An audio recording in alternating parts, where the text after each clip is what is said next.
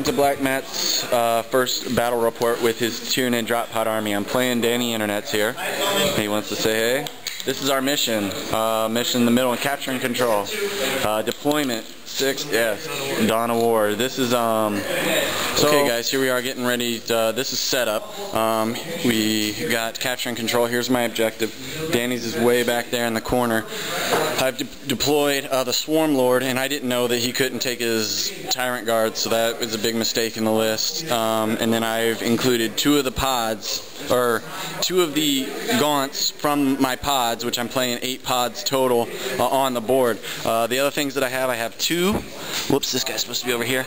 I have 2 Zoanthropes in one pod, the Doom of Malantai in this one. I have 3 Gene Stealers. I have another squad of Hormagaunts, which I don't have on the, out for display. I have 1 Lictor, and then these are the 2 Tyrant Guard. They're supposed to be over there with the Swarm Lord on the board, but so my game plan, well, you'll see what it is. But I was hoping that Danny would not be on the board at all in the first turn, so we will see what happens. Okay, crew, here we are into 1. I just moved over. I took cover. Danny, and then I brought the Tyrant Guard on. Everything else just stayed put. This is Danny's deployment. It's something I did expect. I'll tell you guys, I think it's called Theory Hammer. What I was planning on doing with this list, and I wasn't thinking that these couldn't come on turn 1, but I wanted to try. I was going to try and score it, so I placed drop pods all on the back wall, forcing him to either come here or there, where he would be traffic jammed, and then I would attack him and swarm him, hopefully. But it didn't work. I mean, there's still possibility, and we'll see what really happens. That's what I meant when I said that I was hoping that he was off the board, is that I was wanting to restrict his movement onto the board, or force his movement onto the board where I chose. Of course, it didn't work, and I'm not a Theory Hammer guy. But we'll see what happens. The drop pods are coming on. At the end of 2, coming up on 3? Yeah. No, or is that 1? That was the end of turn 2. Alright. At the end of 2, beginning of 3, here's what happened. Or during turn 2, here's what happened. I brought down 4 drop pods, doing what I tried to, corralling him in. I brought outflanked 1 set of Gene Stealers over on this side of the board. The other came in on that side. Even with Swarm Lord, I rolled poor. Danny immobilized himself a couple of times. The drop pod, there's 1 wound. I've still got a Lictor up over there. And the only thing that, it was a pretty bad round of shooting, don't you think, Danny? Yeah, I whiffed on most of my melters. Yeah, he whiffed. I made all my saves, is what it came down to. He did 11 wounds to a bunch of gaunts, so that was really his big damage. I got to figure out how to crack that. No, I don't know. Here we are. We're getting ready to roll for everybody else. See what happens. Okay guys, here is a little bit of a rules ponder, and I know all you guys say I need to get a rule book, but I don't need one if I've got a club full of people telling me what the rules are. So I've just presented something to Danny, and he's agreed to let me play it this way. So think of it this way. The Doom of Malantai says every unit that was in, any non-vehicle unit that is within 6 inches suffers the life drain, or the absorb life, or whatever his rule is. Basically, they take a leadership, and every point that it exceeds their leadership by, they suffer that many unsaved wounds with no armor save.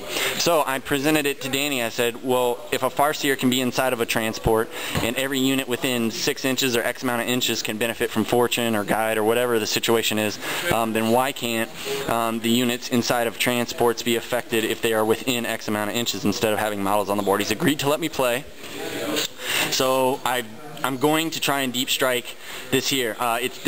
This is a competitive game, and I want to win against Danny, but I want to show his effectiveness. So right here, you can see that I've got the 1 inch and everything that I need, and this is my Doom of Malantai model. If that's the case, then I'll be able to get, several. It is very effective, but I got to roll a hit. So Danny, hey Danny, hold on guys. Okay guys, here we are, and we're getting ready to Danny to let me. I need to scatter anyway. I need to go. Well, anyway, but this way. Here we go. That way, Danny? Pretty much? Yeah, but it's on an angle. Nah. Take you off. Not really. Even if it's anything more than perfectly straight, it'll take you partially off the board. Ah, Danny. It's only a mishap. Alright. Okay guys, here at the bottom of 3 going on 4.